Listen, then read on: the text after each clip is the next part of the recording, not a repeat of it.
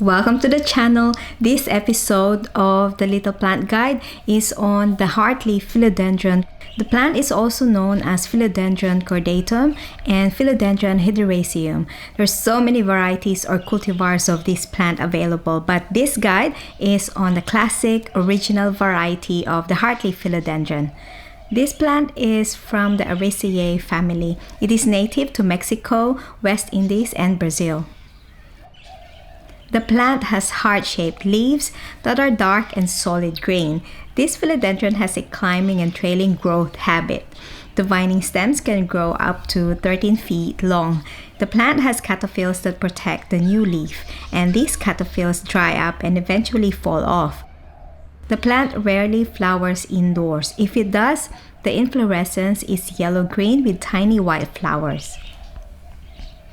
The Heartleaf Philodendron does best in medium to bright indirect light throughout the day. It can be an area of about 20 centimeters to 1.5 meters from a window that gets a lot of natural light, or a spot that is about 1 to 3 meters back from a sunny window. It will do just fine with low light conditions for a couple of weeks, then move it back to a well-lit area after. If the plant is not getting enough light, growth will be slow and there will be longer stems between leaves, and the leaves will look dull as well instead of glossy. Be careful not to expose the plant to harsh direct sunlight either, as it can cause yellow or scorched leaves. The plant has moderate water needs. Water it less in winter and let the top part of the soil dry out before watering again.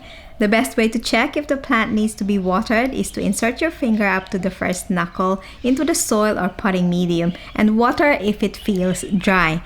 Water the plant evenly around the pot and thoroughly until water flows out the bottom of the pot. Signs of underwatering are yellow leaves and leaf margins becoming brown and brittle, dry and hard soil or potting medium. Be careful not to overwater the plant or leave the plant to sit in water for hours to prevent root rot. Signs that the plant is overwatered are yellow and brown marks on the leaves at the same time.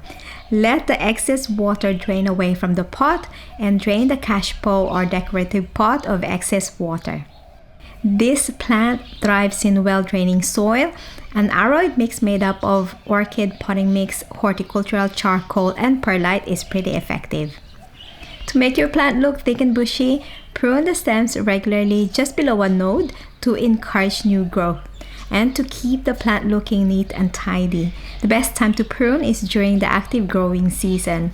Stem cuttings can then be propagated in water or planted in potting medium to root. The plant prefers cool to warm environment. A good temperature range to maintain is between 65 to 85 degrees Fahrenheit or 18 to 29 degrees Celsius. It does not tolerate freezing temperatures. This philodendron thrives with regular to medium levels of humidity. Position the plant away from heaters or central cooling and heating vents because this can reduce humidity around the plant. Yes, the plant is toxic to humans and pets.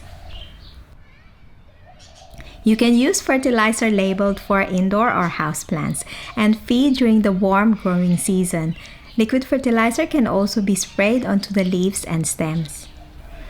Give this plant a good air circulation, proper watering, and soil mix to prevent pests and diseases. It is good practice to inspect the plant regularly for some common houseplant pests such as spider mites, aphids, mealybugs, scale insects, and fungus gnats.